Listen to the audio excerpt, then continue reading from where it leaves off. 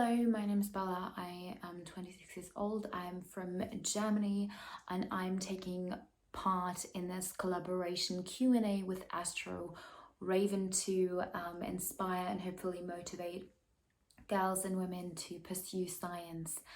So my part, I will be speaking on the science psychology. So I have some questions down there, and without further ado, let's get started. I'll be looking down. So yeah. So the first one is tells you degrees and experiences. And I have a bachelor's degree of science, and that is for psychology, obviously.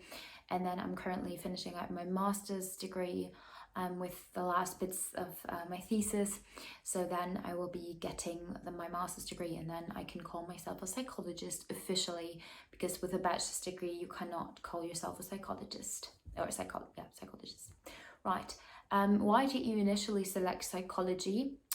That is such a difficult question. I personally have had some experiences as a kid with therapy, and when I first wanted to study it, I thought that was because that I wanted to become a clinical psychological psychotherapist, because I thought it to be so effective and really cool in the way that I thought therapy to be, and that amazed me. So when I initially started first studying, I wanted to be a psychotherapist, which is in Germany that you first study psychology, bachelor's degree, master's degree, and then you do an apprenticeship that ends with your approbation to be a licensed, certified psychological psychotherapist. And it is an apprenticeship that you take after your master's degree, and it's 5 years usually, because you have to pay for it.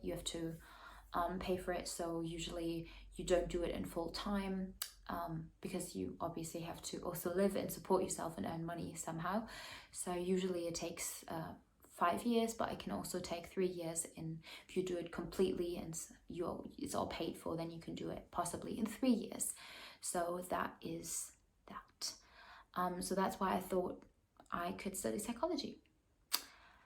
What is being a psychologist like? Seeing as I am not yet completely a psychologist, I do not know. However, I don't think something is going to change, because I'm going to hand in my thesis in end of September, so I don't think something's going to be like, now I am a psychologist, now I feel totally different.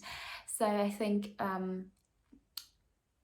a psychologist, I don't know what being a psychologist is like really, because depending on what kind of your psychologist you are, you probably have very different occupational fields and focuses, and people you work with or animals you work with, so it's very different, and therefore I can't really say what a general psychologist without any specialty is like, or what it is being like that, because you usually, even in your master's degree, you choose specialties. For example, my master's degree, my grad school program, had a cognitive research focus, and because I'm doing my thesis in the clinical field, I also have kind of a clinical focus. Right. What is the most common way for a psychologist to earn professional experience? I would say that really depends on the psychologist field that they choose to be in. For example, I'm going to say, for example, research that would probably be applying for a doctorate position.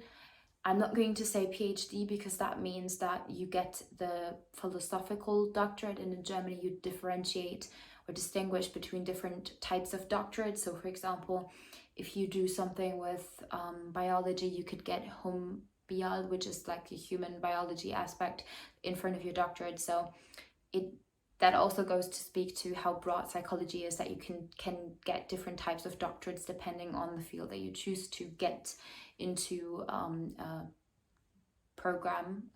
doctorate program in. So if you would do the research aspect, I think it would be planning and conducting studies, analyzing your data, and basically doing all that kind of thing. I think that would be a way to gain experience. And then the clinical aspect would be, for example, to do diagnostics using instruments such as questionnaires or interviews, and then evaluating them, and then taking implications and applying them directly to the person you're diagnosing or rather working with. So these could be very different, or they're also very, very different aspects. So you can have psychologists that work in car development, you can have psychologists work with marketing, you can have psychologists work with rehabilitation of neuro patients. So it could be a very broad field, which is also speaking to its aspect for when you first start to study it and you do not know exactly what you want to be. You can find a field of psychology probably that interests you. So, well, a base interest is of course appreciated, I guess, or important for yourself to keep going, but still I think there are so many different aspects to it, so I think it's really easy to find something that you like, or even if you want to have more than one specialty, it is very easy to, you know, find different things you like. Right, what path should I follow to be a psychologist? So first you get your bachelor's degree, then you get your master's degree, and then you are a psychologist, and then you choose a specialty. I mean, of course you choose a specialty also in your bachelor's and master's degree, but then usually you pick probably something that interests you, apply and work there, or get more qualifications. You can become a clinical psychologist, you can get into emergency type psychology that, for example, focuses on I don't know, pandemics or certain situations that are not foreseen, major accidents or major mishaps, or even some emergency type of situations. You could what else? You could go into more of a law aspect of psychology, more of a forensics aspect. So there could be so many different paths you follow, but usually in order to become a psychologist, you have to get the degree. So you have to go to university. What type of schools offer psychology? What schools offer psychology degrees? Yes. So I think I'm in Germany, so I can only speak to that, but I think most universities do. So in Germany, and I also know abroad, tons of universities that offer psychology degrees. Usually in Germany, they're quite hard to get into. So if you have a grade average that is not perfect, then usually the state universities deny you access. However, if you apply to private universities that cost a little money, I mean, not that studying is completely free at state universities, you pay a certain amount per semester and then you get a certain aspect, so you can study then there obviously for the semester, and you also get a ticket that allows you to go anywhere by train or bus or something in that area that your university is in, which is pretty nice. So usually the amount you pay per semester is like 400 euros, approximately, a little less at state university, and then private universities could be up to 700, 800 or even more a month, which is a little different compared, but the private universities usually consider more than your grade average, so that they also make you take tests and interview, so they have a different process for getting into that degree and being able to study it. So if your grade average is not that good, but you really want it, then you could go that way. So there are different ways to take. So yeah, a lot of schools, universities offer psychology degrees in Germany and all across the world, I'm pretty sure. What different types of psychologists there are. I touched base upon that, I think, a little bit already. So for example, there are traffic psychologists, there are social and political psychologists that investigate, for example, the pandemic and COVID, attitudes towards COVID, or voter behavior, something like that. Then you could have developmental psychology, that could focus on the biological aspects of development of children, but also certain other parts like social aspects of developmental processes in children, in adults, So that is not limited only to children. You can have clinical psychologists, as I already explained, that do diagnostics and maybe counseling in order to see where the person needs to go, for example, or what kind of therapy would be good according to the diagnostics, or what they could do that is best for the situation or the pathology that they have. Then neuropsychologists also do diagnostics, but they also perform rehabilitation. They perform, what else? They perform so much. They do trainings to do all kinds of abilities or regain control over certain aspects, over certain sensoric aspects or motor aspects of your whole movement, or cognitive training again. So there are lots of things. What else do we have? People that are programming, so working with artificial intelligence or programming apps that go more into interventions, or apps that allow for therapeutic interventions that are electronically delivered, or therapy that is electronically delivered.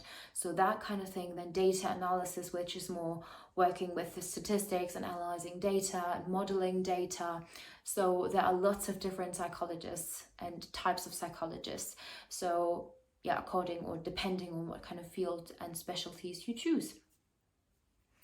What is a day like, or in a life of an employed psychologist? As I said, it really depends if you... So for example, the job of someone who works as a developmental psychologist, investigating if the theory of mind is present in children, which basically means that children attribute different mental states to different people. So for example, that they think that other people can have different mental statuses other than different from themselves, basically. That is very different work to someone who works in data modeling and analyzing and tries to improve statistical ways to analyze data better. That person might never work with other people. So you can be a psychologist and not work with people. That is also a possibility. Right. What does the average week look like for you? For me personally, I quit my job a while ago to be able to focus completely on my thesis. My thesis investigates the psychometric properties of the work and social adjustment scale, and to check if, for example, so first of all, the psychometric properties, which basically means that I try to investigate two types of versions of the same questionnaire to see which one performs better and how they differ in performance. So for example, how reliable they measure the construct I'm trying to measure here, which is work and social adjustment, and or impairment in this way. And then also, how do people with no illness, somatic, bodily, physical illness, and psychological, mental illness, how do they differ in terms of the social and work-related impairment? And what is interesting, or what I can already say about my results, is that significantly the people with mental illness reach the most, or the highest, significantly the highest impairment in terms of work and social functioning. So they are the most impaired, basically, even more so than physically ill people, or physically somatic, bodily ill people. So that is what I'm investigating. So that is what my week looks like. So I already did my survey questionnaire and analyzed my results, and now I'm writing it all up and then handing it in and getting my grade, and then will hopefully get my degree. So then what's the next question? What are your interests, hobbies far from your field? Oof, that is a difficult question. That sounds so sad. I'm into heavy metal. I like fantasy, as you probably can see. Fantasy books and novels and films. I like films, binging. Sometimes Netflix all alone, sometimes meeting up with friends, have little watch parties for certain things. So yeah, or also meeting with people. I like hiking, music, reading, a lot of reading. I'm also a little bit historically interested. For example, certain figures I really like certain historical figures. For example, Hildegard von Bingen, she was a very ancient middle-aged woman, and she was an incredible strong woman.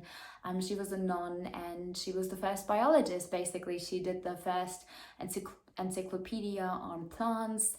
She described the first female orgasm. There are so many interesting historical figures that I know bits and pieces of and read their biographies and stuff like that. And then, you know, hiking as a workout thing. Right. Last one is, what interesting courses have you taken outside of psychology, and can you connect the dots between what you learned in those courses and what you know about psychology? I have studied EHealth as well, and EHealth is electronic health, and I think something that's very important and also something that is quite critical is that while the German health system is considerably superior to certain ones in the world, it is still flawed, because while everybody has to have health insurance and everybody is basically, the employer pays for it and you pay a certain amount, or you get it covered if you are on benefits or unable to work, but you have health insurance and health insurance covers psychotherapy, which is a remarkable thing and incredibly good in itself.